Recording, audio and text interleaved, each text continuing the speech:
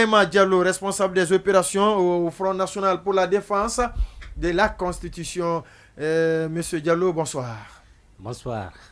Lamine Monument Sissé, première question. Puisque vous le regardez. Oui, bien sûr. Je l'aime bien. Hein. J'aime bien Ibrahim. Lui aussi. Oui, je l'aime bien. Merci beaucoup.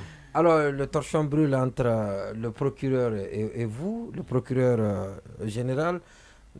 Et dites-nous, qu'est-ce que vous reprochez au procureur? N'est-il pas dans son droit de défendre le peuple et de prévoir, voilà, donc d'éviter d'éventuels... de prévenir d'éventuels troubles qu'il peut y avoir? Alors, nous avons été très surpris de la déclaration que nous qualifions va-t-en-guerre du procureur général près la cour d'appel de Conakry, menaçant de poursuivre les acteurs sociopolitiques à l'initiative de l'exercice du droit de manifestation en Guinée, alors qu'il n'a ni la qualité, encore moins le droit de se prononcer sur l'autorisation ou l'interdiction d'une manifestation dans il n'a pays. Pas interdit. Le code, il ne s'est ni prononcé sur l'interdiction ni sur l'autorisation. Non, on a tous écouté. C'est important de... C'est ça. À l'intention des auditeurs et des téléspectateurs. C'est ce qu'il a dit. Il a parlé de marche funèbre. C'est ce qu'il a dit, c'est clair. Donc, on a donné l'itinéraire. Mais il s'est prononcé contre ce programme. Mais c'est une marche. C'est une mise en garde. Alors, non. Non, c'est pas une mise en garde. Même si c'est une mise en garde, même si c'est une mise en garde, il n'est pas la personne indiquée de faire cette mise en garde. J'ai suivi à l'heure les commentaires de Chancho. Approchez-vous bien du micro, oui. J'ai suivi tout à l'heure le commentaire de Chancho. Je crois qu'il se réfère au code de collectivité locale. C'est clair, le procureur n'est pas une autorité locale élue. Donc on pouvait comprendre que cette déclaration vienne il n'a pas interdit. D'un maire, ou alors en garde que si vous organisez, vous serez passible de poursuite quand ça va déborder. Et ça, c'est normal. La prévention, la prévention est administrative. La répression est judiciaire. Donc, c'est clair, c'est évident. Donc, Charles Wright, Charles, pour moi, Charles Wright, je crois qu'il doit se rendre compte, finalement, qu'il a manqué de sérénité. Et c'est pourquoi nous lui avons rappelé de circonscrire ses communications dans le strict respect de ses prérogatives de procureur de la République. Il est le représentant de la société, je suis entièrement d'accord avec vous. Il est en même temps le représentant de l'État. Nous comprenons pourquoi il était sous la pression depuis ce week-end, parce que je vous apprends quelque chose. On parle aujourd'hui du FNDC, récupération, ceci, cela. Quand il y a eu mort, quand ce jeune a été tué, le FNDC a été la première organisation à prendre un communiqué pour condamner. Et ça, nous le faisons parce que nous sommes cette voix qui peut incarner les valeurs républicaines, les principes de droit. C'est pourquoi nous l'avons fait. Et par ailleurs, il a fallu que nous annoncions que nous allons accompagner la famille dans l'organisation de la cérémonie funèbre, que le procureur subisse une pression au plus haut niveau, et que lui s'active le dimanche, parce que son objectif était clair, c'était de venir entretenir la famille, mettre la pression sur la famille pour inviter la famille à délocaliser l'inhumation, n'est-ce pas, du jeune qui a été tué. Mais nous ne sommes pas invités, nous avons envoyé une délégation pour aller présenter nos condoléances à la famille.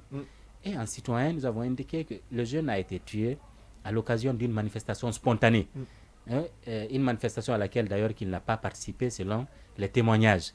Mais ça devient la toute première victime sous l'ère CNRD. Donc, et que cette façon de faire contraste avec le premier discours de prise du pouvoir du colonel Mamadi Doumbouya, qui s'est engagé devant les Guinéens qu'il n'y aura plus de morts à l'occasion des manifestations en Guinée. Maintenant, qu'elles soient spontanées ou non, il n'y aura plus de morts, il l'a clairement dit. Donc, nous avons dit à la famille que nous allons les accompagner pour organiser une cérémonie funèbre, ce qui a été naturellement accepté. La famille a accepté? Mais bien entendu. Oui, pourtant, c'est ce qui est contraire attendez qu'il termine. Mais bien entendu, vous voyez le FNDC sortir de nulle part et faire un communiqué et insérer, comment dirais-je, un calendrier. Vous accompagnez la famille un calendrier. La famille a dit qu'elle ne peut pas organiser alors que le FNDC n'a pas reçu l'accord de la famille, c'est pas possible. Non, je vous pose cette question que beaucoup d'autres se posent. Permettez-moi. Est-ce que la famille vous a, comment on appelle, mandaté? Non, pas mandaté. Sollicité. Vous a sollicité pour l'organisation des funérailles de son enfant. Est-ce que la famille a exprimé cette... La famille n'a pas besoin. Je vous donne un exemple. C'est comme le cas de Charles Wright qui aujourd'hui se fait porte-parole du CNRD. Quand Charles Wright a été victime d'injustice ici, est-ce que nous avons eu besoin de demander son accord pour faire un communiqué? En tant que société civile, nous n'avons pas eu Vous l'avez déjà fait. Le communiqué, vous l'avez déjà fait. Non, c'est différent. Vous avez déjà fait le communiqué quand le jeune est décédé. Et ça, on a tous apprécié cela. Il n'y a pas que vous. Dans les médias, tout le monde. Toutes les organisations ont fait le communiqué. Peut-être dans la même l'organisation civile, ils sont dans les autres. Dans les autres pays, Monument, aujourd'hui, dans les autres pays, on n'a même pas besoin de demander l'accord de la famille. On s'indigne, on organise, n'est-ce pas, des manifestations, des cérémonies. On accompagne la famille sans même demander son accord. Parce que c'est un être, on a ôté la vie à un être humain. Et dans quelles conditions? Nous le savons bien. On n'a pas dit qu'il y a quelqu'un qui est décédé dans un quartier pour dire, bon, on va aider sa famille à enterrer. Non. On a parlé des manifestations là. On a parlé de morts d'hommes. Et par armes. Les conditions. Est-ce qu'après, vous avez eu un retour parce que le procureur nous fait comprendre que la famille a souhaité faire l'inhumation à Timbo, contrairement à ce que vous avez dit. C'est le procureur justement, qui a fait la demande à la famille. Qui a demandé à ce que la famille accepte de faire l'inhumation à l'intérieur. Maintenant, la question, c'est par rapport à l'opportunité. Vous savez que le CNRD a interdit toute forme de manifestation de rue.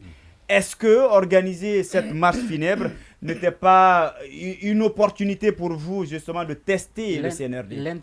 Pour l'interdiction de cette manifestation, de la manifestation par le CNRD est illégale et inopportune.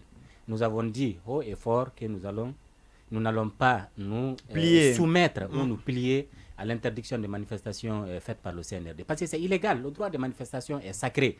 Nous l'avons obtenu dans les conditions que vous savez. Attendez maintenant pour manifester? C'est pourquoi, pour nous, parce que toutes les conditions sont réunies pour manifester. Ce n'est pas la manifestation qu'il faut criminaliser, c'est l'interdiction de la manifestation qu'il faut criminaliser en Guinée. Et donc c'est pourquoi nous avons réaffirmé notre volonté de ne pas se plier à cette décision illégale et inopportune du CNRD. Et ça, vous pouvez vous organisez rassuré. Quand la manifestation là? Alors, parce que toutes les conditions sont réunies. Non, mais je vois que vous êtes trop pressé, c'est bien. Non, mais c'est important. Vous n'allez pas vous plier. Il faut aller maintenant à la manifestation.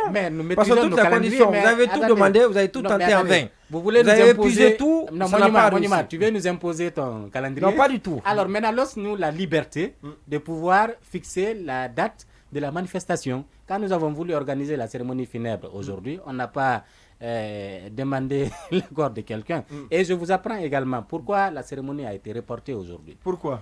Parce que tout simplement, le parquet a déclaré la non-disponibilité du corps aujourd'hui. C'est clair. Et la famille est en train de se retrouver pour prendre une décision. Dans tous les cas, nous restons derrière la décision de la famille. Oui, mais vous dites que la famille... le FNDC, c'est sur toute l'étendue du territoire. Est-ce que le fait d'interdire la marche ou de créer les conditions de rapatriement du corps vers l'intérieur, est-ce qu'à une fois à Timbo, à Mamou, les gens vont se mobiliser encore pour l'accompagner? C'est pourquoi je vous dis, nous restons derrière la famille. Si la famille nous informe... Vous êtes derrière la famille. Vous dites que vous êtes un mouvement social. Attendez qu'il réponde la ministre. Vous invitez partout. Vous ne devez pas être derrière la famille. Mais attendez. Quand c'est organisé partout, c'est organisé, vous partez. Mais attendez, Lamine, tu vas vite en besoin. Allez-y, oui. Quand je dis nous sommes derrière la famille, c'est en rapport avec le lieu de l'enterrement. Si la famille décide, nous informe que l'enterrement sera enterré à Timbo, mais nous allons demander à l'antenne du FNDC et à tous les citoyens, même qui ne sont pas du FNDC, d'aller participer. C'est clair, il n'y a pas de contradiction. Mais si, parce que tout à l'heure, vous avez dit qu'en tant que société civile, vous n'avez pas besoin d'être informé. Dans les autres pays, c'est comme ça se passe. Lorsqu'il y a un cas de mort, de manifestation ou quoi que ce soit, en tant que société civile, tout de suite, vous allez vous mettre en activité. Donc, quand c'est le cas, le corps, par exemple, doit être enterré à l'intérieur du pays, que la famille décide de délocaliser, est-ce que vous avez besoin d'être informé par la famille pour mobiliser du côté de maman? Le jour quand même de l'enterrement. Est-ce que vous comprenez? Mais attendez, soyez un peu de patience. Non, je crois que c'est vous qui vous contredisez. Non, pas du tout. Mais je dis, pas du tout. Vous savez pourquoi la date du lundi, la date du lundi, c'est pas nous qui l'avons fixée.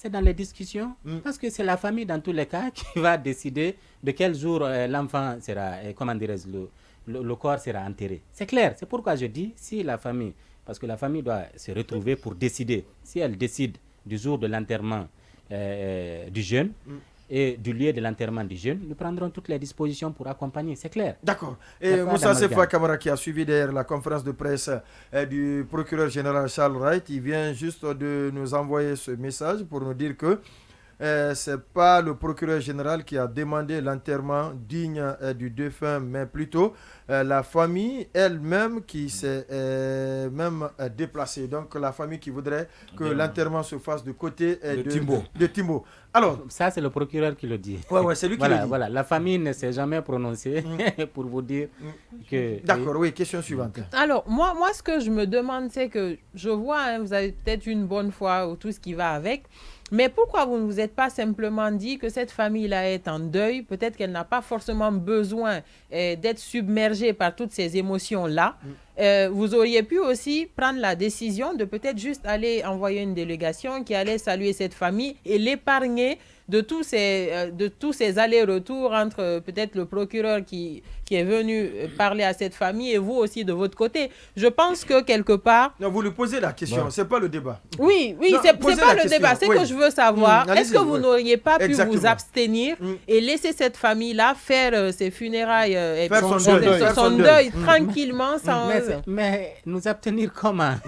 C'est possible. Un défenseur des droits de l'homme ne s'abstient jamais face à la violation d'un droit humain. Vous avez déjà fait, vous avez demandé... C'est pas possible. Vous êtes indigné, vous auriez pu quand même vous replier aussi. On a demandé à la famille. On est très avancé dans les enquêtes. Je vais continuer. En plus, il n'y a pas eu de silence. Il n'y a pas eu de silence. Le procureur et le ministre quand même. Mais le procureur est sous la contrainte. Non, quelle que soit la raison, il a quand même joué son rôle. Vous auriez dû aussi rester derrière ça, attendre que les résultats de l'enquête soient disponibles. Pourquoi vous ne voulez pas que nous rendions national l'indignation contre un cas de mort La preuve aujourd'hui, cette famille-là n'est pas forcément en phase avec vous pour le moment. Elle souhaite quelque chose. C'est ce que nous on informe comme événement. Finalement, nous a dit ça. Personne ne me l'a dit. Cette indignation nationale, permettez-moi, je vais faire terminer. Vous n'avez pas la parole. Non, vous n'avez pas la parole. Vous n'avez pas la parole. Ou bien la technique Je vous demande d'aller à la source de l'information. Le procureur n'est pas le porte-parole de la famille. Pas du tout, oui. Donc vous pouvez aller demander à la famille. Pour recouper les informations, c'est aussi simple. Mais je ne sais pas pourquoi vous pouvez imaginer que le FNDC peut s'inviter dans ces trucs comme ça, faire un calendrier, fixer, n'est-ce pas, la date. Mais c'est pas possible. Parce que c'est pas nous qui allons, on ne va pas seul pour aller prendre le corps. Parce que le corps va être restitué à la famille. C'est pas possible. D'accord, on va progresser. Oui, une dernière question sur ce sujet. Ok, alors on progresse. Non, une dernière question. C'est déjà bon. C'est déjà bon. La dernière question, la tournée, exactement. Voilà, justement. Il y a quelques jours, on a vu des images du FNDC tourner dans la sous-région et même rencontrer quelques institutions. Quel est l'objectif visé? Alors, l'objectif visé, c'est d'attirer l'attention de nos partenaires à nous, dans un premier temps, et des partenaires de la Guinée sur la situation qui prévaut actuellement dans notre pays. Parce que nous sommes dans une phase où une crise majeure pointe à l'horizon, due à la volonté du CNRD de s'éterniser au pouvoir aussi longtemps que possible. C'est pourquoi nous avons estimé dans nos prérogatives de société civile et dans notre rôle d'alerte et de proposition, nous avons estimé qu'il faille faire une tournée dans la sous-région et à l'international pour alerter l'attention des partenaires et amis de la Guinée et de nos partenaires. Ainsi, mettre l'occasion à profit également pour échanger avec des Guinéens de la diaspora en les invitant à rester à l'écoute des initiatives de la coordination nationale pour éventuellement la reprise des manifestations et en Guinée et à l'international. Alors, et qu'est-ce que vous espérez de ces interlocuteurs avec lesquels vous parlez? Nous espérons que ces interlocuteurs-là puissent, avec leurs propres canaux de communication, échanger avec le CNRD, faire passer le message qui peut éviter à la Guinée une crise majeure qui pointe à l'horizon. C'est ce que nous espérons. C'est un plaidoyer que nous faisons auprès de ces institutions pour que ces institutions-là puissent, dans leurs bons offices, créer, n'est-ce pas, un climat de paix et de quiétude sociale pour la réussite de la transition. Sauf qu'il y a quelques mois, vous leur avez demandé de soutenir, que c'était bon. Et vous revenez aujourd'hui pour dire non, c'est pas bon. Vous pensez que ça peut les amener à vous prendre au sérieux? Mais justement, c'est à cause de ça qu'on nous écoute. C'est à cause de ça que quand on frappe la porte même d'un chef d'État, il ouvre tout de suite la porte parce que nous sommes objectifs, nous ne sommes pas de mauvaise foi. Nous avons, indépendamment des initiatives du CNRD, nous nous sommes levés de nous-mêmes avec nos propres agendas et nos canaux de relations pour rencontrer des chefs d'État en leur demandant d'accompagner la transition et rencontrer des institutions internationales. Nous leur avons demandé d'accompagner la transition. Maintenant, si ça ne va pas aussi, il est de notre responsabilité d'alerter ces institutions pour prévenir une crise majeure qui pointe à l'horizon. À date, quels sont les responsables réels qui ont été rencontrés et quelle est la nature du message passé à leur niveau et quel engagement ils ont pris pour vous? Il y a eu des rencontres à Bruxelles, à la Commission de l'Union européenne. Il y a également des rencontres au Quai d'Orsay. Il y a eu aussi des organisations de la société civile française qui ont été rencontrées. Nous avons aussi, la mission a également rencontré les organisations des droits de l'homme comme la FIDH entre autres. Donc par ailleurs il y a eu une rencontre à l'Assemblée nationale française aussi pour interpeller, n'est-ce pas, les députés français qui peuvent, parce qu'il y a un groupe d'amitié guinéo-français qui existe, donc ces députés peuvent aussi utiliser leurs canaux de communication pour un peu apaiser la situation. Donc après, nous avons rencontré les Guinéens de la diaspora. Est-ce que très sincèrement, la question de Sékou Keïta, peut-être d'une autre manière, a tout son sens. Mais quand vous avez pris votre bâton de pèlerin, permettez-moi de le dire ainsi, quand Alpha Condé a voulu partir pour un troisième mandat, et ça, on a vu l'impact tout de suite parce qu'il y a des personnalités d'un certain niveau en France, en Europe, et qui ont fait des sorties musclées contre le troisième mandat d'Alpha Condé. Maintenant, depuis que vous vous baladez à travers le monde, excusez-moi, ce n'est pas péjoratif, mais on n'entend aucune réaction et aucune prise de position majeure contre la Guinée. Et au-delà d'ailleurs, il y a la CEDEAO qui a accordé un nouveau sursis à la Guinée pendant que tout le monde pensait peut-être à une sanction qui est prise contre la Guinée. Est-ce que le message, il est digeste? Est-ce que ce message-là, il passe désormais? C'est le message ou le messager? Qu'est-ce qui fait qu'il n'y a pas de... Bon, je crois que la diplomatie, c'est de deux manières. Il y a la diplomatie qui se fait entre les murs, où on n'entend personne parler. C'est la diplomatie la plus efficace. C'est à la dernière minute, si rien ne va, si l'acteur principal n'écoute pas, que les gens peuvent sortir pour prendre des positions directes.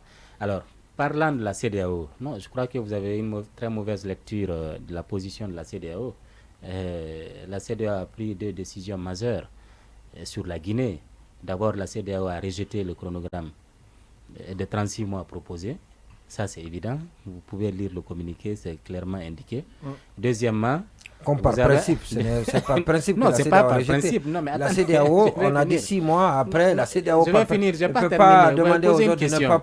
Vous avez posé non, une question. Par principe, donc, ce n'est pas... Donc, nous avons à l'intérieur... Non, en Guinée, nous avons rejeté... En Guinée, nous avons rejeté ce chronogramme.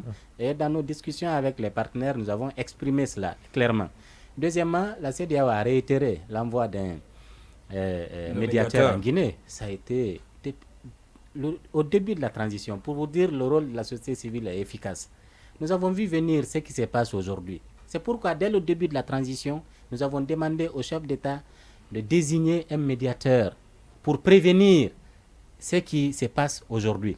Donc, à l'époque, on nous a dit, le CNRD a répondu qu'il n'y a pas de crise, ils ont rejeté. Mais aujourd'hui, encore, la CEDEAO a pris la décision de... La transition, c'est déjà une crise. Oui, c'est clair, de désigner encore. Mais ça aussi, c'est la diplomatie citoyenne effectuée par le FNDC.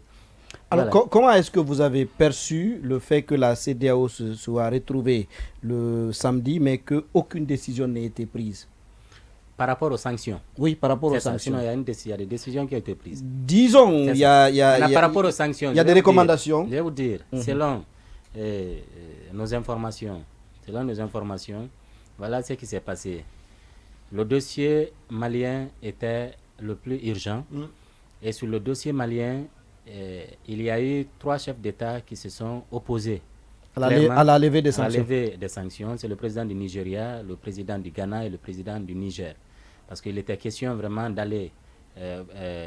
d'accepter l'accord proposé, parce que la junte malienne a eu un parrain, qui est le président togolais, qui aussi a réussi à convaincre le président de l'Union africaine, Macky Sall, pour essayer de demander la levée des sanctions en contrepartie de l'accord proposé. Donc, du coup, l'accord autour de 24 mois? Non, pas autour de 24, autour de 18 mois, finalement. Mais le problème, c'est que c'est la levée de l'embargo tout de suite. Et il y a ces chefs d'État qui ont estimé qu'il faut la matérialisation d'un début de matérialisation de l'accord avant de lever progressivement l'embargo contre le Mali. Donc, du coup, sur cette question, il n'y a pas eu d'accord et cela a affecté les autres. Sur la Guinée, par contre, tous les chefs d'État étaient d'accord, unanimes. Il n'y a pas eu de débat autour de la Guinée. Tous les chefs d'État étaient d'accord sur la Guinée, mais sauf que on ne peut pas sanctionner la Guinée tout à l'heure pendant que l'embargo est sur le Mali. Donc, il faut finir avec le Mali et puis faire face à la Guinée, parce que ça aussi c'est politiquement correct. Donc si ça ne finit pas au Mali, on ne fera jamais face à la Guinée. C'est ça. Je ne vais pas dire ça, je te donne des infos.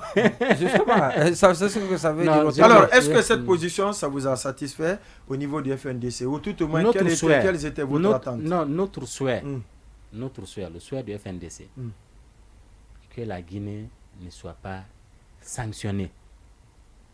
Pourquoi? C'est clair, c'est ça le souhait du FNDC. Et comment éviter que la Guinée ne soit sanctionnée, que le CNRD puisse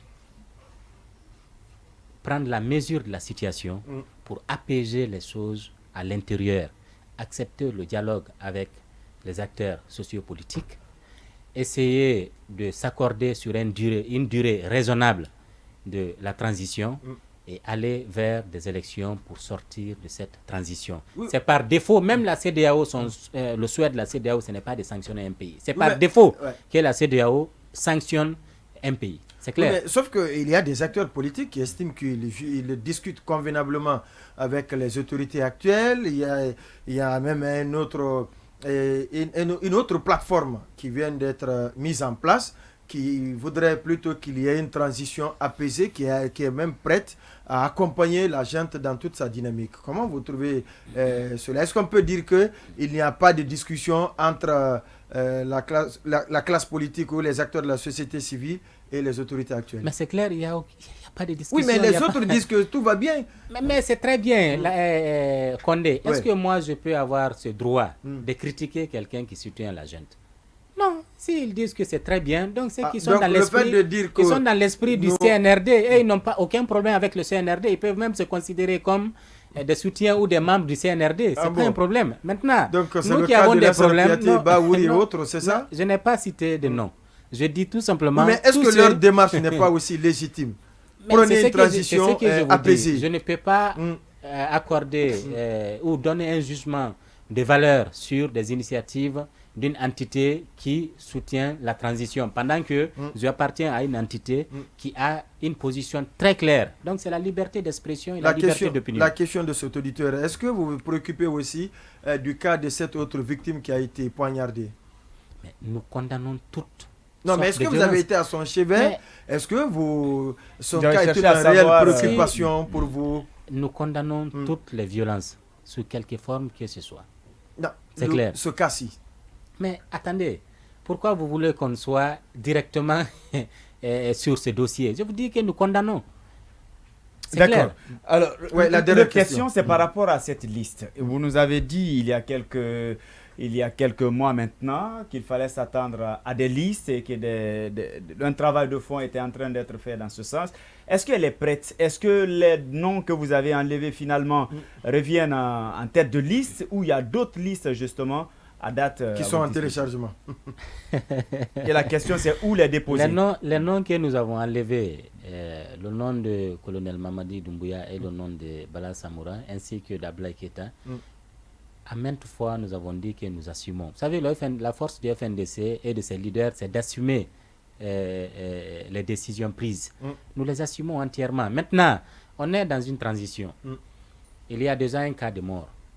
Nous avons dit qu'il faut que l'État nous montre, à travers la justice, nous montre le coupable. Mais il y a déjà une avancée sur ce dossier. Oui, je suis entièrement d'accord avec vous. Ouais. Nous nous réjouissons et nous nous félicitons de ces avancées-là. Mais il faut aller plus loin, il ne faut pas se limiter là. Parce que nous suivons, c'est pourquoi nous continuons à maintenir la pression et nous invitons toutes les bonnes volontés également à maintenir la pression pour qu'une fois un dossier de mort d'homme soit illustré clairement pour que plus jamais de tueries pendant les manifestations dans notre pays. Donc c'est évident. C'est une évidence. Ibrahim Diallo, responsable des opérations au Front National pour la Défense de la Constitution. Maintenant, la mission à l'international, elle va durer combien de temps? Et après l'Europe, quelle va être la prochaine étape? Les camarades vont rentrer dans quelques jours en Guinée parce que ça a beaucoup avancé. Et déjà, on a fait tout parce que moi, j'étais aux États-Unis.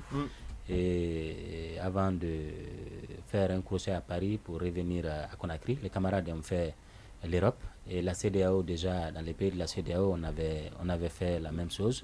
Donc les camarades vont revenir. Nous allons nous concentrer sur la crise qui profite à l'horizon. Qu'est-ce qu'il faut pour que notre pays puisse sortir de cette transition, parce que c'est ça l'idéal du combat du FNDC pendant cette période. Cela m'amène à vous poser la toute dernière question. Pendant ce temps, justement pour faire face à cette crise, il y a les forces vives en gestation avec vos pairs de Knox version Conakry qui sont en train, avec d'autres acteurs politiques, de réveiller les forces vives. Vous avez dit que des forces vives au sein desquelles appartient le RPG, vous n'allez pas vous associer. Est-ce que cette décision, elle est toujours statique ou bien il y a une dynamique? Écoutez, nous encourageons toutes les entités qui partagent les mêmes revendications ou les mêmes préoccupations à se mettre ensemble pour les défendre. Nous défendons des valeurs et des principes. Nous avons clairement dit de collaborer avec le RPG. Nous n'allons pas nous réitérer cette position. Nous n'allons pas nous associer au RPG qui nous a conduits dans cette situation pour combattre le CNRD. Ça, c'est évident. Et avec quelle force vive maintenant vous allez composer? Parce qu'on voit déjà l'UFDG aux côtés du RPG ou l'un à côté de l'autre. Mais ça va. Nous sommes en train, nous, de travailler pour réunir des acteurs qui sont qui ont les mêmes préoccupations et les mêmes principes à défendre que nous, pour continuer le combat. Excepté le RPG, c'est ça? Non, je vous dis, c'est clair. Notre position sur le RPG est très claire. Nous n'allons pas nous associer au RPG pour combattre le CNRD, c'est pas possible.